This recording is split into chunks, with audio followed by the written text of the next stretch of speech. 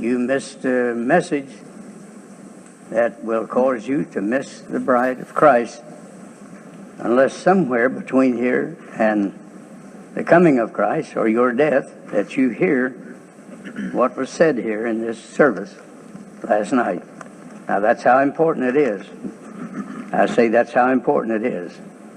If you don't read your Bible, if you don't absorb the words of it, if you give no regard to it, it is impossible for you to hold such a high position as reigning over this world with Christ. Think what a tremendous responsibility that is. And I've been studying with this body of ministers for a long time, over 50 years now. Half 100 years I have met with the brethren in over 100 schools. And then in camp meetings, I suppose that I have been to over 100 camp meetings. And besides the private talks, driving up and down the highway, sitting around the table, and meeting in different places, talk over and over, and going through the Bible. Very little of our talk has been on a social basis. We have talked about the Bible far more than we have anything else. That has been our conversation for all these years. I believe the brethren that have traveled with me and been around me, I think they'll verify that we constantly talk about the Bible, and we're bringing up different points in the Bible, edifying one another, as Paul said, even as you also do. He was talking to the Corinthians. And so I can say, even as we've been doing, we have been Bible ministers, and we've discussed all the fine points, and I wouldn't say all of them, but most of them, of the Bible. And then some of the major issues that has driven big wedges between great bodies of people out here. Just look at the wedge that's between the Catholic Church and the Protestant Church. Look at that wedge. You know what a wedge is? Can you see a wedge while I'm talking? A big wedge is driven right down through the middle of the whole church world back in 15 and 17. If you want to take these dates down, I've got a stack of them here by my side that you ought to take interest in. You should know about them. 15 and 17 is when Martin Luther came out of the Catholic Church. He didn't intend to come out. It wasn't even in his mind to come out. He simply wanted his church to straighten up. He wanted to clean up the church.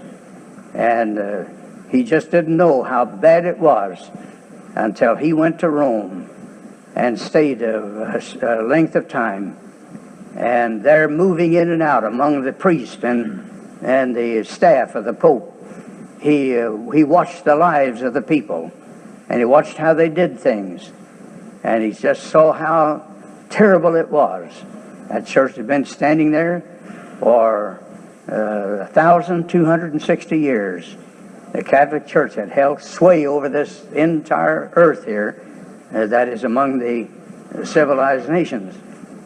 And Luther saw the corruption of it. And that's a hard word to use, but it was corrupt in so many ways that he just jotted down 95 things that he found wrong with the Catholic Church. After analyzing, looking, listening, and associating with the hierarchy, the main people of the Catholic Church, he found 95 things that was unscriptural, according to his way of looking at it. And he wrote those 95 objections down on a piece of paper, and on around the 30th of October, I believe it is, All Saints' Day, they call it. That's when the Catholic Church honors all the dead saints. They honor all of them. And it's called All Saints' Day, that they set aside to remember the dead and the martyrs and the people that got killed through the Dark Ages. And he took that down to Wittenberg, Germany. If you notice, if you've got a map when you get home, look up and find Wittenberg, Germany. And there was a big cathedral there, one of the main leaders of the Catholic Church. And he nailed that piece of paper on the door of that big cathedral, knowing that thousands of people would come in and out of that church that day and would be there to go through paying honors to the dead saints. And he knew it would be seen by thousands of people. And he nailed that to the door, and they began to gather around and read that. And then somebody ripped it off of the door, and they finally burned it, and showing their utter disgust for him, reproaching, they said, the Catholic Church. But the Reformation started, the reforming, and a lot of people knew those things that he had written there was absolutely true. They knew it, but everybody's afraid to say anything. Everybody yet, up to that time, that had opened their mouth against the Catholic Church was killed. And especially prominent people, especially outstanding preachers, that got more light and had more light. Anytime you rose up and opened your mouth in public or private, if the right person heard you, they would report you to the parish priest. The priest would take it before the bishop take it before the cardinal, and finally, if it's serious enough, it reached the ears of the Pope. And you was called into court. You was arrested. You was brought in and had to answer and give a reason for saying what you're saying.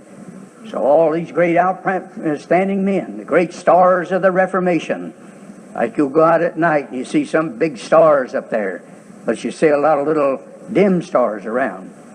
And during the Dark Ages, during the night, after the church had performed its work and had tapered off to where the Church of Jesus Christ was, the doctrine was twisted, the spirit was grieved, and the people had wandered so far away from the ways of God that it was called the Dark Ages. And you dare not open your mouth against the Pope, because he has 7 crowns that he wears on his head, and every one of those crowns gives him authority. And that's the reason the Bible speaks of crowns. All through the Bible speaks of crowns. And those crowns are people that are important, very high up. They have earned a big name and an activity, and they put a crown on their head to show their dignity and their ability and so forth. Well, the Pope till this day wears 7 crowns, 7 tiers on top of his head when he officiates in certain ways. And each one of those crowns means that he's general pastor, he's general overseer. He is the voice of God. And you could get some Catholic book, and it tells you what those 7 crowns typify, how much authority, how much power, how much dignity he really has among those people. And you raise up against a man like that, you were in trouble, believe me. And they slaughtered people, the blood of the people that didn't like that system, didn't believe in it, couldn't bring themselves to honor it. They were hunted down like a hound hunting a rabbit, and they run them down. They would ask the children in their school, have them spying on their parents, and their parents spying on one another. If any husband or wife turned against the Catholic Church or said anything derogatory, if the law got a hold of it, they killed them. And the blood flowed in the streets of the European cities and the Asiatic cities over there, trying to protect that church. Everything that rose up against it, they killed it to protect it. And they wouldn't let it go very far. They get these big reformers that would rise up like a big star in the night. And just as quick as they could get them and arrest them and bring them to court and have them burned to the stake, they drive a stake, put a post in the ground, tie that man to that stake, and put faggots all around, straw and sticks around the base of it, and set it on fire.